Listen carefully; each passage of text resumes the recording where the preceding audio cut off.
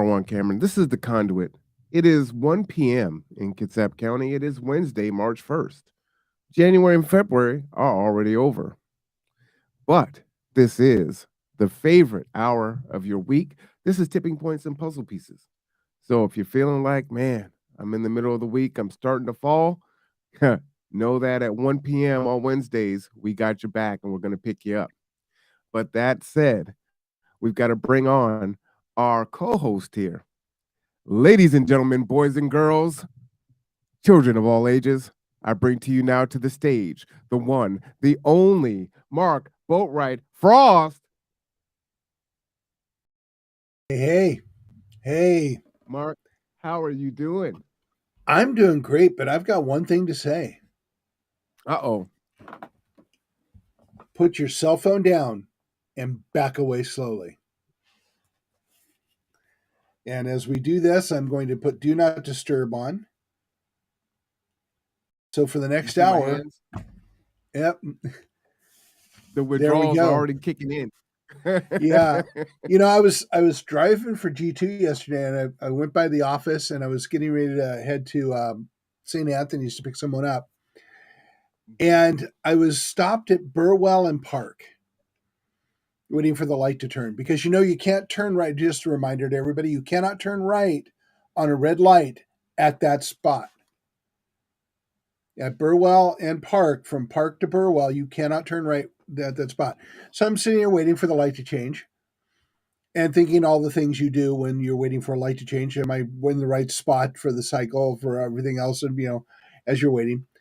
And a guy comes walking by on my right and across the street and into Jimmy John's right there. And he goes up to the counter, and I assume he placed his order. And not at one point during the entire time did he stop talking on his cell phone. Wow. So, I'm just going to remain silent. yeah, you're gonna have a couple of uncomfortable moments here, dude. Sorry. Um, I'm probably the most technical person I know for tools and computers and everything. But there's one thing in my life I have fought to keep it from taking over my life, and that's my cell phone. I use it as a tool. I put it down. I turn it off. I don't use it when I drive. And people are getting used to the fact that I'll get back to you when I stop. But I'm not going to do it now. I'm not going to talk to you while I'm driving because it's dangerous. But I want to go back to the guy walking across the street and going to Jimmy John's for a moment. Whoever you are, if you're watching the show, I just want to call you out a little bit because you walked into a place, you placed an order for your food, and you talked on your cell phone without ever acknowledging the person who served you, without ever acknowledging their humanity. So think about that for a second. How would you feel if somebody walked in and you were so unimportant to them or so less important to whatever conversation you're having on the cell phone that they didn't even stop to say hello, ask you how your day was, and just as you're trying to serve them their food? For me, I'm very intentional on acknowledging people, even if I'm on the phone. And usually I have my Bluetooth in, and so folks, when I'm speaking, they'll mistake that I'm speaking to them, Hmm? and I was like, "Oh no, I'm on the phone," like in the elevator or something like that. Just random places. But I'm pretty intentional about speaking with people. The cashier in the checkout line, the person that wants your receipt at the door of Walmart or wherever, just because of that humanity aspect of it. Yeah, but we're losing that. So let's talk about history for a minute. And I'm going to go right out there to start off with saying, I'm not going to talk about the theories that we've been on this planet 4,000 years or whatever the current evangelical BS is about that. I'm going to talk about science and anthropology. And anthropologists believe that we've been on this planet for about 3 million years. 3 million years. Can you even wrap your head around that? I can. 3 million years. Most people will tell you the dinosaurs were on this planet less than 1 million years ago. Hell, there have been movies made that say that we had dinosaurs on this planet 1 million years ago. So we've been on this planet for 3 million years. And in the last 400, actually only 350 to 400 years, we have gone from villages and small communities and cities, to mega cities of over 1 million people to 10 million people. We have gone from horse-drawn carriages and railroads and sailing ships to exploring the solar system around us. We've also gone from having so many resources we didn't know what to do with because we didn't know how to extract them, to the point where we have more waste and trash than we do resources now. We have gone from our humanity to in the last century before extinction, in 400 years. We have been on this planet for 3 million years. And in the last 400, we have gone from humanity to looking at the end of humanity. You have any ideas on why that is? I'm curious. Knowledge is knowing you can do something. Wisdom is asking the question, should I do something? Mm. And yeah, I do. Capitalism. The model we have bought into and have been bought into for 15,000 years. We lock up the food. We take control of the local populations around us. We continue to garner money, and everything costs something because we've gone from producing it ourselves to bartering for it, to exchanging for it, to someone selling us, trying to sell us a piece of garbage that's going to fail in less than a year, and get our money for that. We use an enormous amount of resources. People are getting less and less resource rich and wealthy, and fewer people have most of the resources. I mean, this is not really arguable. Everybody talks about it since Bernie Sanders brought this up and hammered people with it. It's been kind of in the public consciousness all the way through. The thing is, what do we do about it? How do we get there? You and I have had talks about universal basic income and the Star Trek economy, and how do we get there? And I said, one of the ways we get there is put our damn cell phones down and back away slowly. When did we go? A cell phone. Okay, I got my first cell phone in the 90s, I think.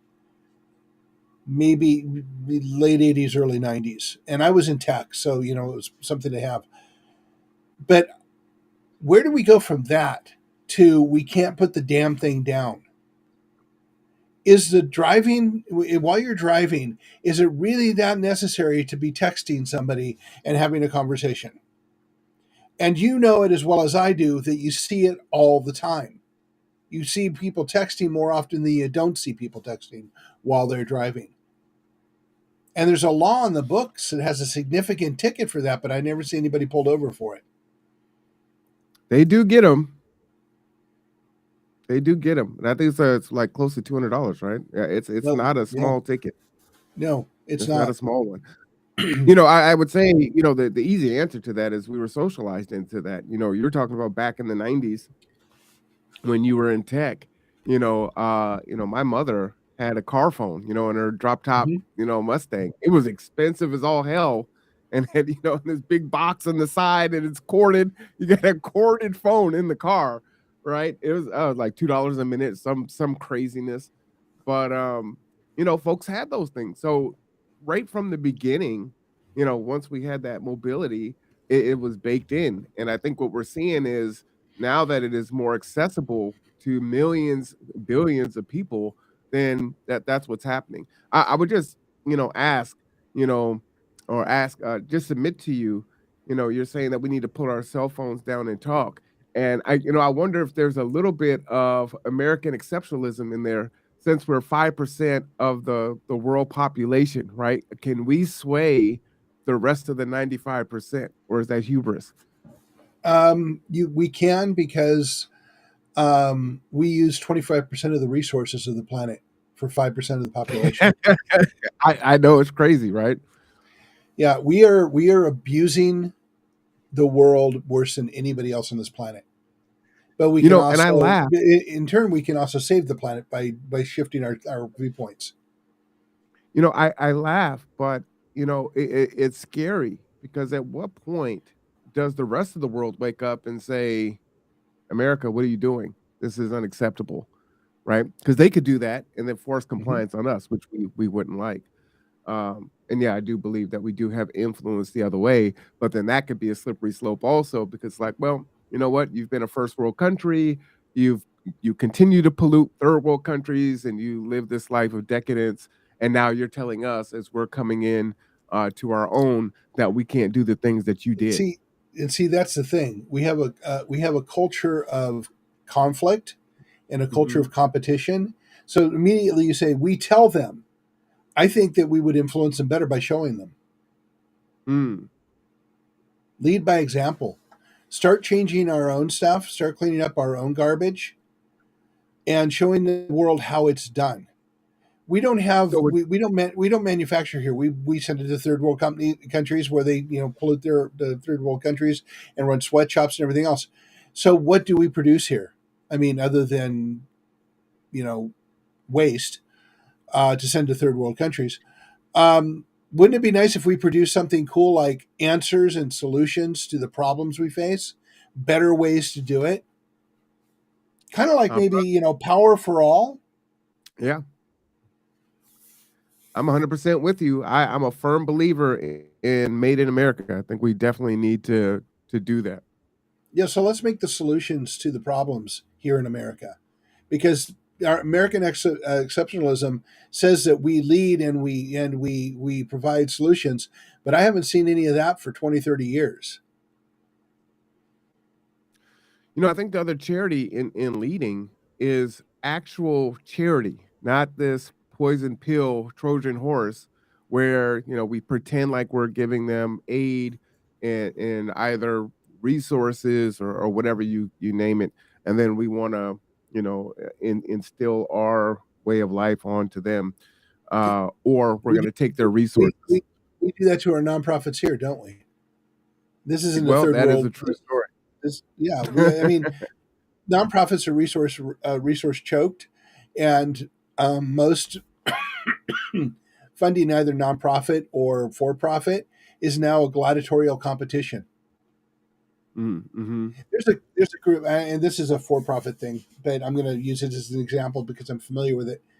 There's a group in Seattle of upper middle class to next level wealthy people that come together to pool their money to give money to the winner of their gladiatorial process.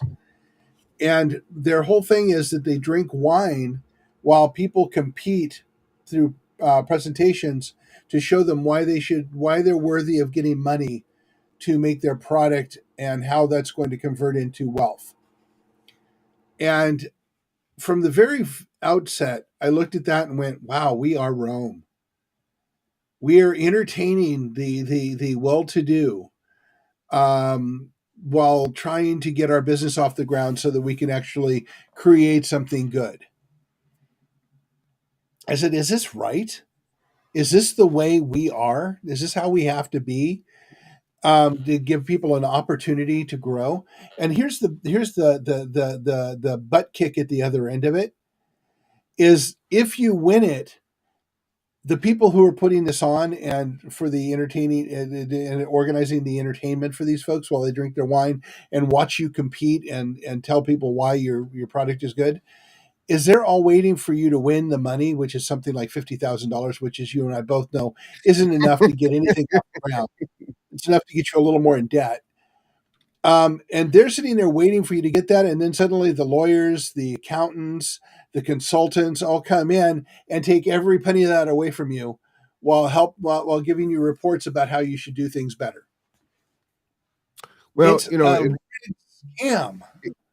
it can be worse than that. You know, we have turned down the opportunity to apply for some grants just because what we needed to do to report on the Mhm. grant was ridiculous. I've applied for grants where, and we still need to have this conversation because this was here, and I will continue to call them out. But this was through K Reef, which is a local conglomerate of folks that were coming together. And in the grant, it was for, I believe, I'm going to be misquoted on this because I don't, it was so long ago. This is during COVID. I think it was for $1,000, $10,000. It was some low amount of money. And you basically had to justify on how you were going to dismantle racism. And I was like, how the hell am I going to dismantle racism with $10,000? Like, this is offensive as hell. And so it pissed me off and I was triggered. So I wrote the response, didn't proofread it, errors and all, and just blasted the grant on, how ridiculous it was to ask such a question and then just submitted it in. I was supposed to go in front of them and have a conversation about that because I think most grantees are not are So are aggressive. are definitely surprised. Yeah, if they just saying, "Hey, this is BS," right? Like, what the hell are you doing here? Most people are just so grateful for the crumbs that they receive that it's like, thank you. Yes, we'll do whatever. We'll jump through whatever hoops. Matter of fact, I went through a micro grant yesterday, and it's going to take someone a little bit of time, and it's for $3,500, right? And Jeez. it's just not a lot of money. Now, the good thing is, like you were saying, a lot of the money is admin, right? And so then when you get these grants where people don't end up wanting to donate sometimes to nonprofits because there is an admin side of it, right? You've got the grant reporting, right? You've got the budget, you've got to, count every single bean, and it better go into each of the correct jars or else. And so by the time you do that, what you're left over with is barely enough to do the program, but it's nothing to scale your organization. So yeah, you might get $200,000 in, but it all went to just run that program. You couldn't hire any staff, you couldn't, get any kind of synergy, any growth or anything like that. You can't update equipment. So yeah, it's really it is definitely gladiatorial for sure. And Rome is burning. Yeah, and it is. And well, and there's another story that goes along with this. I'll tell you in a second. But before that, I last year I reviewed um a federal grant. I'm part of the. Well, actually, I'm not anymore because I finally just lapsed it. I was part of the federal grant search system, and I spent hundreds of hours going through the federal grant program looking for grants that would meet what we do and might be able to fund some of the things we do in this organization. And one I actually went forward with and started looking through all of them. You've seen federal grants. I mean, you look at the summary, and then the real work is down and below where they have the gotchas. And I looked at this grant, and it was like it looked really good until you got to the nitty gritty at the bottom. And you realized that with the reporting and the stuff you had to do, you would end up paying them at the end of it because there's no way you could afford to do the work that they wanted you to do Oh, on what they wow. gave you. Wow. So the devil's in the details. You have to read everything. Yeah, you And do. so and so let's just talk about that in times of hours.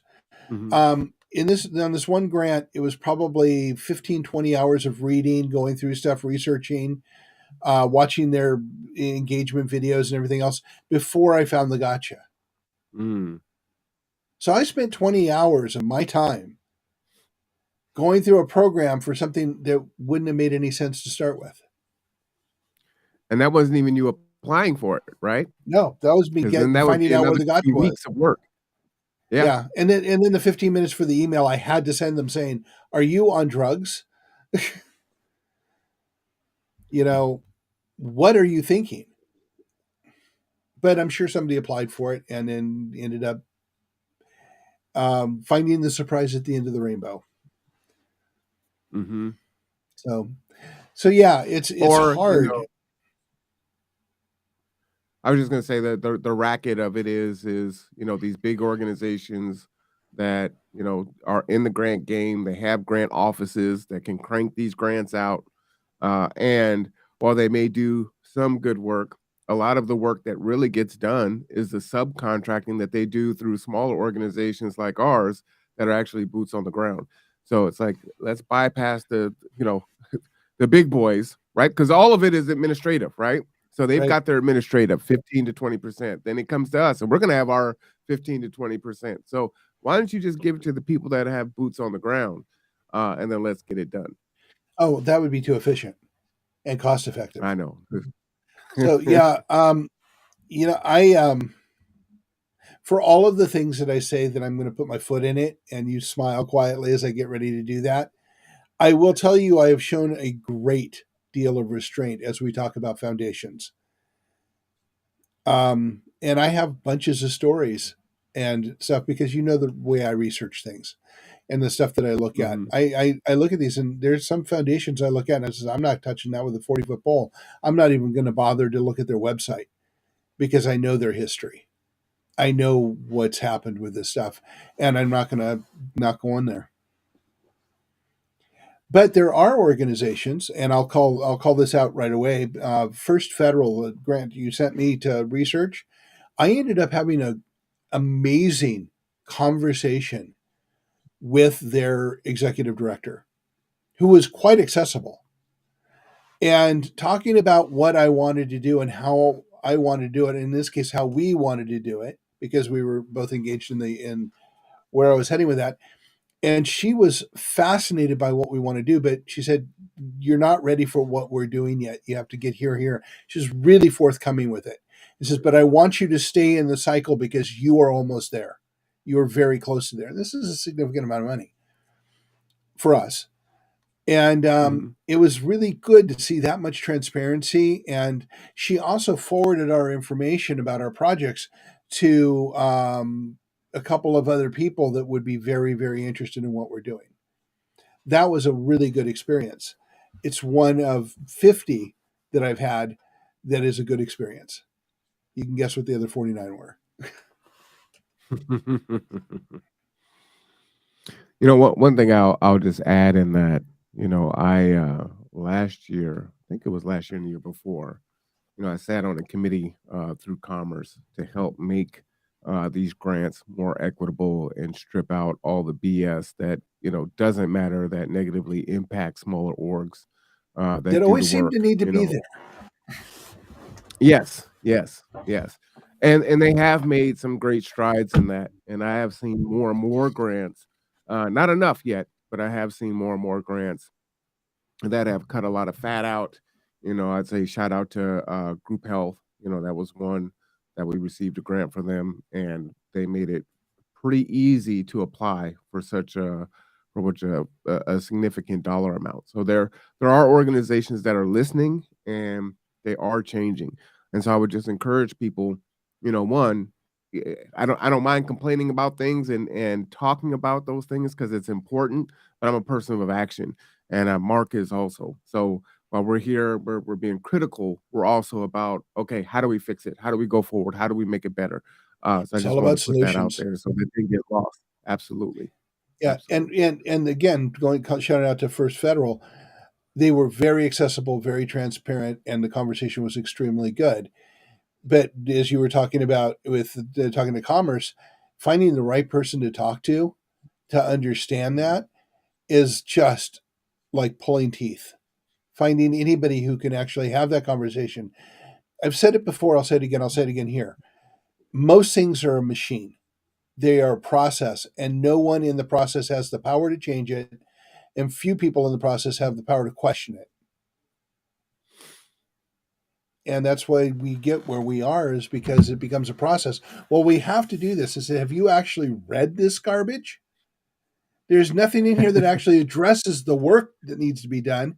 It's all covering your butts for things that are never going to happen. Can we cut some of that Yeah, out? we read it. We got a grant to write it and Yeah. put it out, so we know we did, and then we paid our attorneys. Uh, I'm just being an ass now. But let me Yeah. ask you this, Mark, and Sure. and I don't want to go too far down a rabbit hole, but In the black community right now, there's this fissure.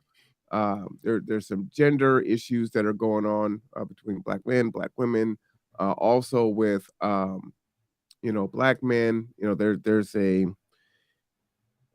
oh, I don't know what to call it.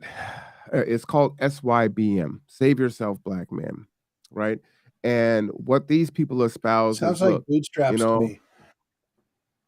no, no, no. What it is Okay, you can't fix the community. You can't fix the ills of the world. got Don't it. worry about it. Don't martyr yourself. Take care of you. Take care of your family. You weren't put here on this earth to have to uh, be a martyr and sacrifice yourself for the community. Then you also have SYS CM, Save Your Community Black Man. I can't remember the acronym on that, right? And so they espouse that no, you should do that, and that it is your duty and your responsibility to do so. And I will tell you that I will vacillate somewhere in the middle of that. When I'm frustrated, I'm like, you know what, the hell with this. Why am I even doing it? But I wake up every day and it's save the community. Um, but what words do you, and I know what you would say because you say it all the time. So in the audience will already be able to answer for you. But what words of encouragement or words of change can you give those that are like, save yourself, don't worry about the rest of the community, when they feel so disenfranchised and so stepped on, and feel like, look, we're already past the tipping point, so there's no point. Okay, so is Terry's laughing out there. I can hear her now because she knows what's coming. Says you have to Uh-huh. ask the next. You have to start by asking the next question: is there a community to save?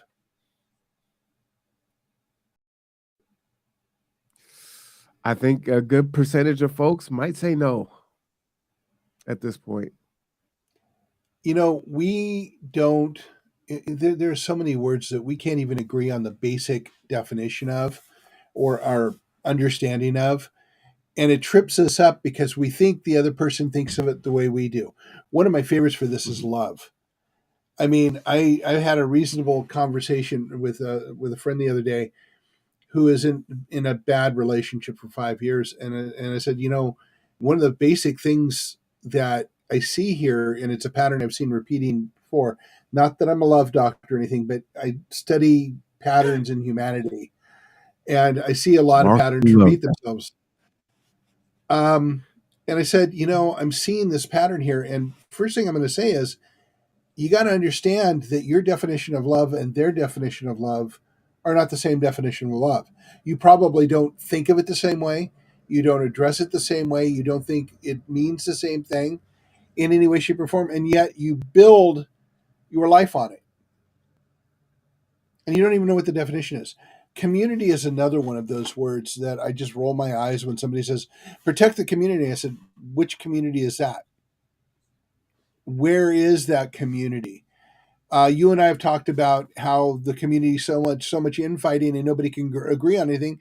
Is that a community, or is that a bunch of people with an agenda all talking about community? So I'm going to give you the punchline here. You ready? Go ahead. Maybe what you need to do is put the damned mask on your own face before you put it on your kids' faces. And then maybe you need to go to your neighbors who might not look like you, but they might, and start building a community of people working together. I think that sometimes we use community to hammer each other and other each other. And this is not, okay, I have to say this. I don't know why I have to say this, Oh, but I go have to ahead. say this. This is not me saying that Black lives don't matter or all lives matter, any of the bullshit that goes with that. Every life does matter, but Black people are abused in ways right now in this time frame that nobody else is, or nobody is as publicly. I can't really answer that Latinos maybe have be in the same situation and just not be as public about it. I don't know. But I'm saying that we have a problem with racism in this country right now. And if you're fighting with each other and pointing at each other about not doing community the way you think it should be doing, you're not solving the problem. And if you're, and I'm going to be very careful how I say this, if you're so polarized in your position that you cannot see that other people are right there with you, if even if they don't look like you, you're creating a problem that shouldn't exist. A problem that could create the solution overall. Does that make sense? Or did I just cause a whole bunch of Sure. people to cancel me? No, no, no. And to be clear, I'm that one that actually hates the BLM organization. Not what the What phrase it stands was for? intended to mean, but the company, the organization, detest it, right? And that puts me It's a on the machine. outside Yeah, of my it's a own machine. community in a Yeah. lot of respects. Yeah, the trouble is we make machines and processes, but we don't look at the outcomes and we don't it isn't a living process.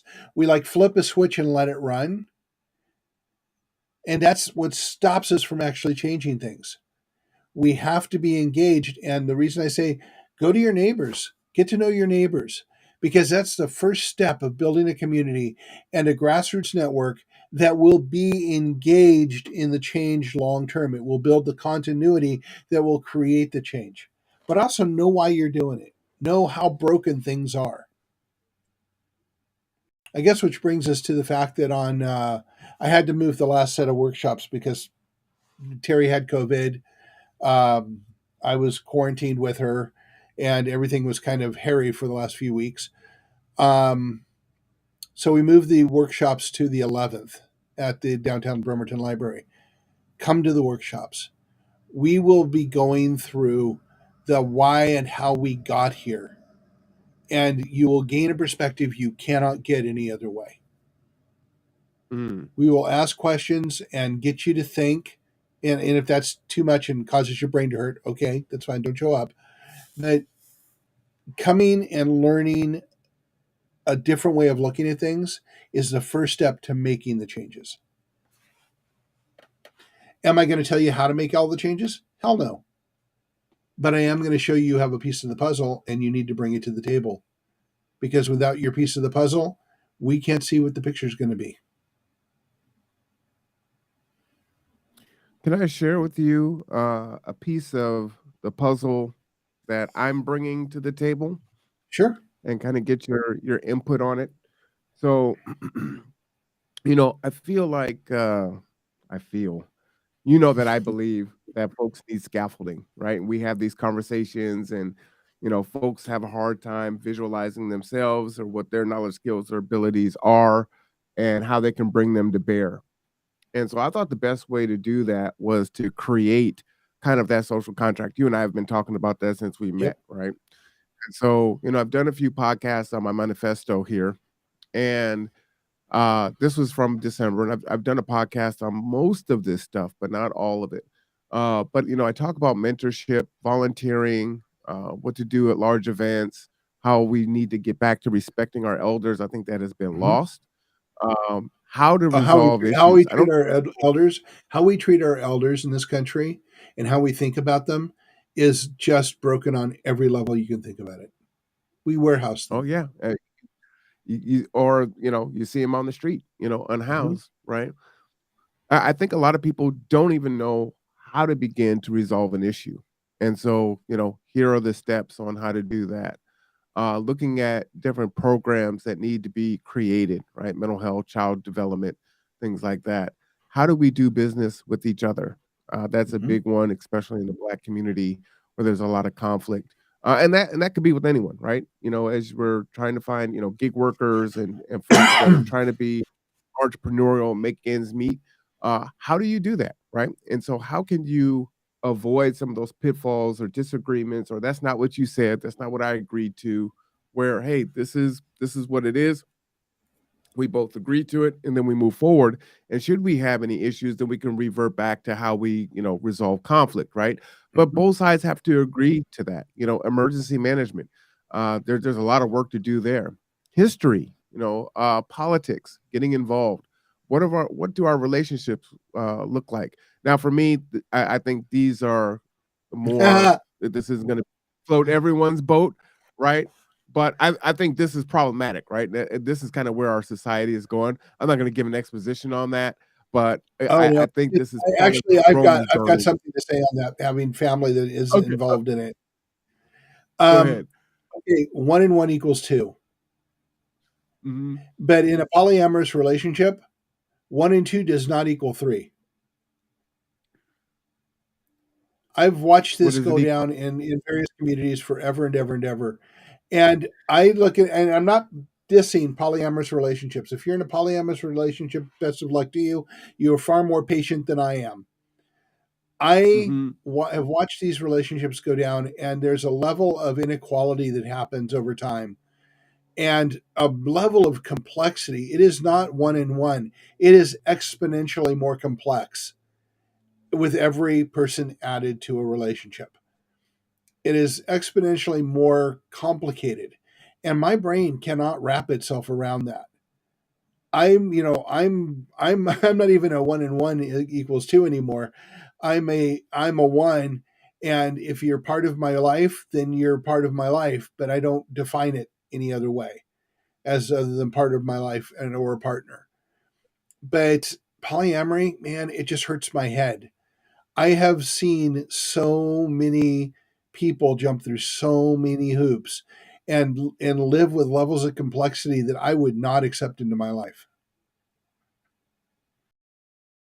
So Well, and my for thought on just it is, go for it. go ahead, go ahead, No, I'm just go ahead, Mark. that's pretty much my thought, but I've seen it so much in the communities I've been a part of, whatever that means. Um, and it's not the word, it's not the morality, it's the complexity that I have an issue Hmm. with.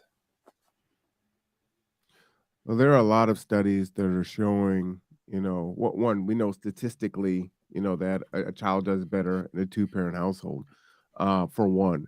But two, there's a lot of stats that are showing that our millennials and um, our younger folks are not in relationship. And I think they were saying by 2030, 45% of women will be single from the age of like 18 to 44 or something like that. And if we're looking at the way society is going, folks cannot make it on their own, right? There's not enough resources to do that, and the living wage doesn't exist for folks to be able to pay $1,800 rent and sustain themselves and live in that way. Not saying that everyone needs to be in a relationship, but I think these new societal norms are making it problematic for people to survive and do well. Yeah, I would argue that we're redefining because the traditional relationships were designed Mhm. predominantly by the church and by the powers that be to force people into a particular role. And anthropology and psychology have said that we are not monogamous by nature. So we are forced into relationships that goes against our basic humanity, so to speak. So I think that maybe there's a redefinition, and I think that this is a way of looking at it. Also, you have to look at the Kinsey report. And actually, I just had this conversation yesterday with somebody. Um, they were saying, "Well, how do you define yourself?" I said, "Well, first before I define myself for you, I need you to understand how I think about it. Because if I don't tell you how I think about it, you won't understand the words, or you will take the words I say and put them into some context that you think without understanding what I'm actually saying." Right, So, right. it's not easy for me to say, what's your gender identity? So the Kinsey report said that we really aren't polar as a species. We are not straight. We are not gay. We are somewhere on a scale. And most people, according to Kinsey, are somewhere toward the middle of the scale. Now, that could be far right moving toward the middle or far left going toward the middle, but very, very, very few people are hard gay or hard straight in their life. That's cultural. That's not so much how we are. And when you understand that, then where I am gender wise, or using all the terms of gender fluidity or this or that or the other, which I'm all good for that. Find your identity, find out who you are. But my way of thinking about it is, as we get older, as we grow, as we change, so does our point of view, because we are human. So for me, I'm predominantly straight male. But what does that mean in the overall picture of things? I was just about to ask, what does that mean? I'm predominantly well, so, where I agree with you is the fact that we are not monogamous creatures, right? And Mhm. I think to fix that, you fix, our family courts, right? So if someone wants to join in a union, right, then and that union needs to dissolve, then you can't penalize one party over the other once that separation is there, right? It is debilitating and crippling, typically for men in this country, and that's the same thing with child support, right? Mhm. So we need to address those things. Let me just get through this really quick. This is Okay. this is more targeted at the Black community, but I think any community can use this. I know there's a lot of thoughts on our public school system right now. And so if we're feeling like Mhm. there's some issues there, then we need to, take the bull by the horns and make the changes that we want to see, right? As an instructor, I can only do so much with a child in 6 hours, right? And then with teacher and service days and snow days and everything else, as a parent, I can't expect the school to raise my child. That is really up to me. And so where And there's yet we this do. consternation public schools, I think, that we the people need to take more control of raising our kids outside of school. School is should So, purely be for, math, science, English, yada yada yada. so this is the place where I say, I need you to step back a couple paces Sure. and look at this. How did we get, and again, let's go back to the cell phone analogy. From the Mhm. 1990s till now, we have completely shifted how we look at cell phones and how we interact with them. We are so busy walking around, driving around, texting and writing people, which I'm going to put my foot in it here right now. This is, I wonder if how much of that is insecurity. I need to be liked. I need to be connected to somebody. I need to know that I matter to somebody. And I'm not saying that, you're insecure, but our culture makes you insecure. And so we do extraordinary things to try and feel good about ourselves, but we do everything we can do but actually work to fix the problem. And it Yeah, becomes an yeah. escape that we're always into. I think there's some truth into that. What was I gonna say? I And think I this is lost my this is thought. not me saying, those without problems throw the first stone or whatever, but I have all problems. I just spend a lot of time working on them.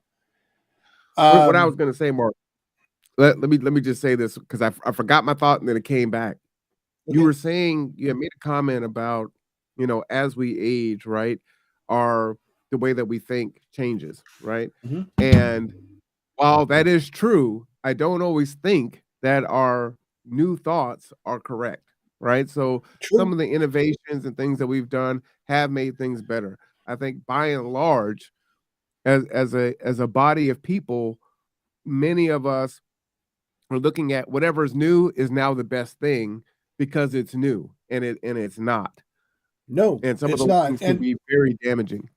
And we have to look at things in a perspective, more of a step back and look at it in how it is, and understand that we may have something really good that happens. And I'll have a statement about this in just a second. But how we apply it is horrible. Mhm. And then as it applies to people making money from it, becomes just tragic. So here's the thing. And this is my positive thought for this whole conversation. We have both created our own extinction and our own way of saving us from extinction simultaneously. The question I have is, are we going to be able to, and I'm just going to say this straight, are we going to be able to pull our heads out of our asses, come together and apply the solution before we don't have a solution to apply anymore before it's too late. What if I told you I don't believe that that is true? I don't think that we're gonna be able to pull back. I think we're too far gone. And that being I said, I have to go down fighting. hmm Yeah, good right cross can save a lot of things. Um, Well, I'm in conflict with myself, right? So I have this feeling like, look, man, we're already past the tipping point. Folks are just so selfish, so blinded, right? So indoctrinated so distracted by all these things that we're but just are we?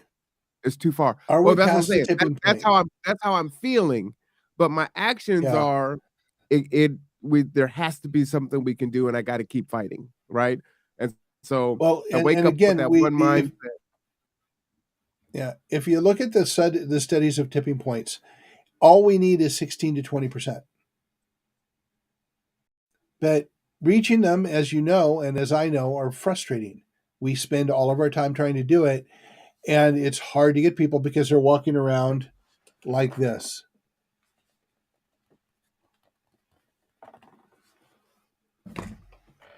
They'll like your stuff, but they won't show up. I mean, it's kind of how that works. So, yeah, I get You don't have depressed to about keep it calling me too. out, Mark. Huh? Oh, I get depressed by it too. I mean, but the fact is, what's the alternative? I have a 25-year-old daughter. Matter of fact, her best friend, a girl who is like her sister, turned 26 today, no, 25 today. Wow. So Well, yeah, I'm like, that's why I what do keep you do? fighting. Keep fighting. I'm So in for the so fight. stop fighting and start cooperating. Our culture is one of conflict and competition. One of the first things we can do to fix some of the problems is going into cooperation and coordinating together. We have to stop thinking of everything as a competition because it's not. And we're not even wired to do that as humans. You don't think so? No, we aren't. That's culture. That's our culture. If we keep fighting with each other, then people can, then our masters, whatever that means, can get away with murder, literally. What do you think It's about this all one for about keeping children? us at odds with each other, huh? What do you think about this one for children?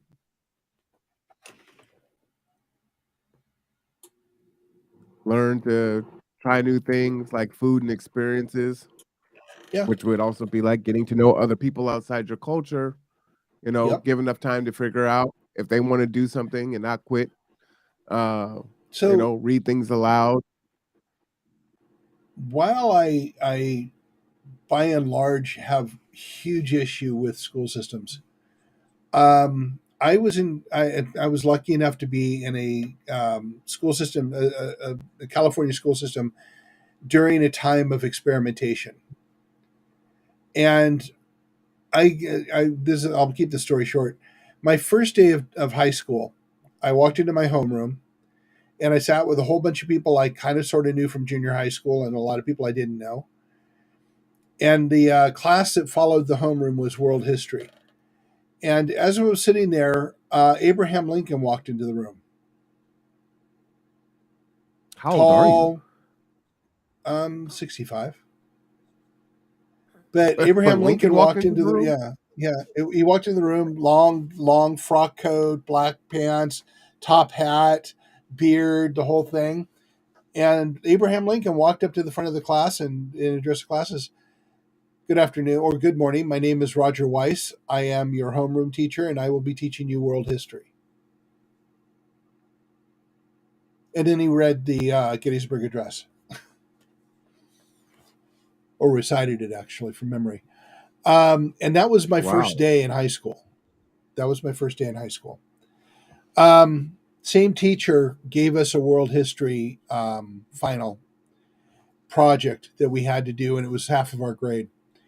And he said, you can do anything you want as long as it pertains to the history of the world and how it impacts people.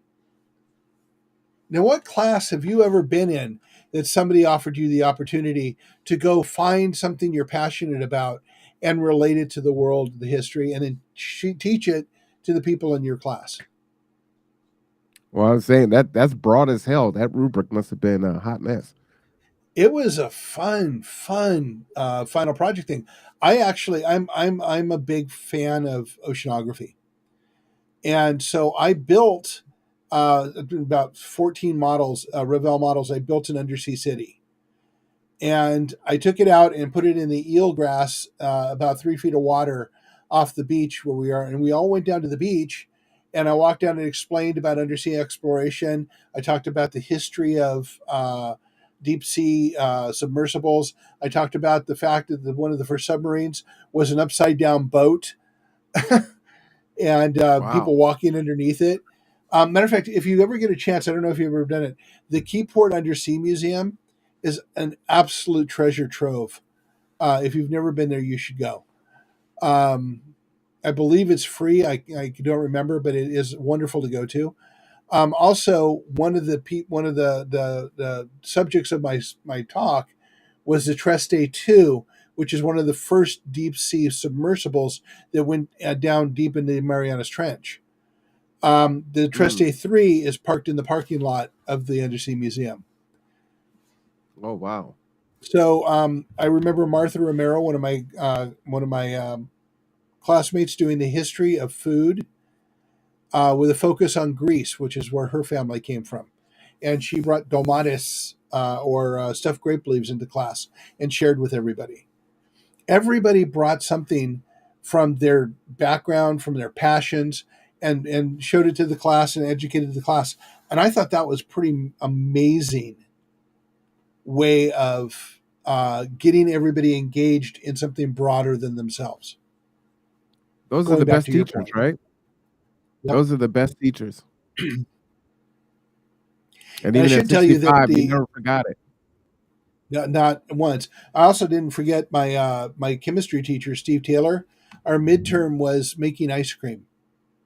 He brought Mm. 20 hand crank ice cream makers into the room and a butt ton of ingredients and said, "Okay, you need to make an edible ice cream. How good it is will affect your grade."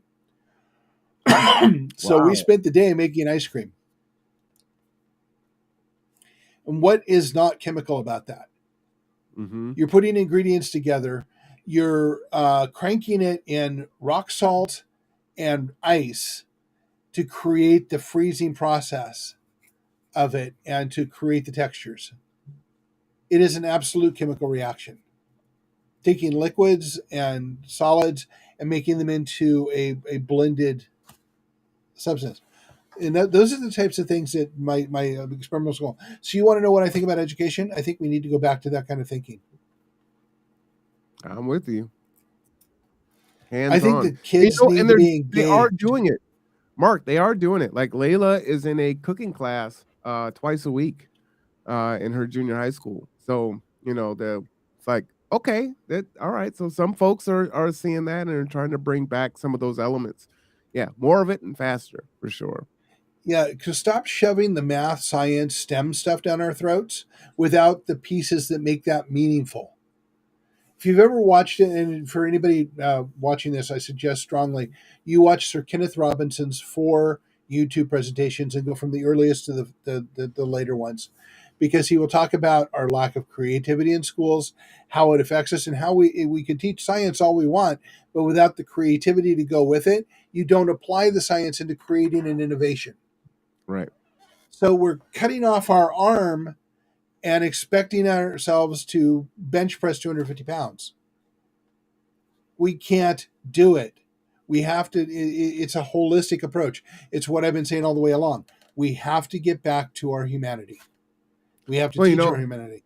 there's so much that has to be dismantled there, right? The lobbying that goes on with the the people that create the textbooks and what school districts adopt those textbooks and how they're influenced. Same thing with the pharmaceuticals and what medicines are going to so, peddle, right?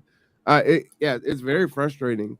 And yeah, and to your point, when I taught at the college, I taught business math, and I would rewrite many of the problems, rewrite many of the exams, like, on if there was a holiday, I would create an exam. I don't know if I told this on here, but, I had office hours, people can come in and see me, and I'd have a coffee maker and jazz playing, and Keurigs were starting to become the thing, and it was like, "Alright, I could do a Keurig, you can, get your cup really quick," but what was the cost, benefit analysis of that? And so I actually created a final based on that, and it just talked about the difference between a coffee pot and the Keurig. And so And or with Keurig, buying you in got to take in waste. but the students loved it, right? And so Mhm. they were so much more engaged in it. And I see my students all the time, right? Because it's a small community. And it's like, "Oh, Mr. Cameron, da da da da da." We had a party, and I was playing dominoes on Saturday, and one of my former students came up, and it's like, well, he's good at that because he was a math teacher at the college, right? I mean, they just remember those stories. It was so impactful for them, and that was, man, almost going on 10 years ago here soon. So, Yep. to your point, it is important, and it just takes us to, well, like you said, that 15 to 20% that is so elusive, So so hard. here's a story of hope for you. I actually just heard this. I like hope.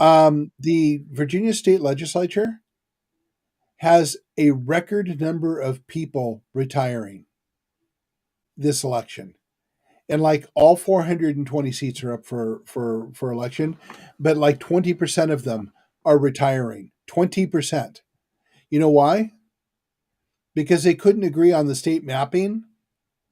So they put in special masters, and the special masters did the state mapping for districts based on common sense as opposed to political necessity and gerrymandering. Mhm. And lo and behold, a whole bunch of these people were suddenly competing against each other in the same district. Oh, wow. Mhm. So a whole bunch of them are retiring, and that's going to be a really clean sign of how you change the future. You stop the BS. And you know something? We, the people, can come together and do that. If we're not too busy competing with each other, conflicting with each other, and working with conflicting definitions of what we think community is. I will try to be hopeful there. I just always, I'm looking at history repeating itself, and So let's change typically history. the pendulum just shifts so far to the other side, and that's not good either. You and I have had this conversation about revolution, and you've said revolution. And I say, core word in revolution is revolve, and that's what happens. We Mhm. revolve, and it comes right back to the same reason we had to revolve to start with. So instead of revolving, why don't we evolve? Come together and change the path as opposed to tearing down the leadership that we have just to replace it with ourselves, which is more of an exercise in um, ego than it is in change. And that's why I think this is a good exercise here, Yeah, right? Like, absolutely. everyone's not gonna agree with everything in there, but it's a starting place where we can say, "Okay, on this, where do we agree? Cool, put that to the side. We can go down through all the things and then hit the hard parts and, meet in the middle somewhere." So here's where I get to come back and say something to you that you've said to me a bunch of times. Where's the starting point? Now, a lot of times, yeah, and I know Marwan believes this, that I'm trying to tackle everything all at once, but I'm really not. What I'm Mhm. trying to do is get people to learn how to have the conversation. But when we start having the conversation, we need to choose one thing to have the conversation about. Right. So your manifesto, you can be broken down into bits and pieces. It said, how do you eat an elephant? One bite at a time. So there's a lot of things to tackle, but we need the people at the table before we can start tackling them. My job is to Right. get people to the table. Your job is to begin the conversations and set the priorities. Yeah. And this can be split down, that's why it's got the Roman numerals. I think there Yep. might be 30, which is, don't get sick and can't do anything but think because stuff comes out, you know? Oh, actually, Yeah, it that does. didn't sound too great. I take that back. Yeah, I was going to say, when it comes out, it doesn't look that good.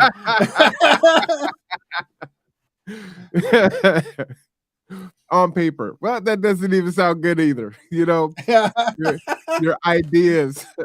Just remember, the job isn't finished till the paperwork's done. Oh, wow. Man, okay. And we're there. I think that is the last word today. Yeah, I think that's a hell of a last word. So if you needed to pick me up, just go ahead and put your foot in your mouth like I just did there. Oh, man, that's funny. Okay, well, you know what? Another great hour. It always goes so fast. Like I was saying, Saturday with Reverend Ellington, our conversations are always edifying for me because it's always sharpening me, getting me thinking. What can I do different? What can I do better? What do I need to change? Right? What's working well? Because it can't all be negative, like you said, right? What are you doing good? More of, do more of Yep. that. Um, and so I do appreciate our time together. And I hope you two out there in the audience do also. We will be back in 1 hour with our housing conversation, and we may have an announcement in the middle of the week on an exciting next Wednesday for you. So stay tuned. Make sure that you're checking in at roseco.com or roseco.org. Let me go ahead and put that on the screen there so that you can be updated to everything that is going on. If you want to reach out to Mark, Mark at roseco.org. And then also visit the Facebook page because Mark is tremendously active there. And that's just facebook.com/Roseco Projects. Okay. And with that, I'm going to say goodbye on behalf of Mark and myself. This is Tipping Points and Puzzle Pieces. We will see you next Wednesday.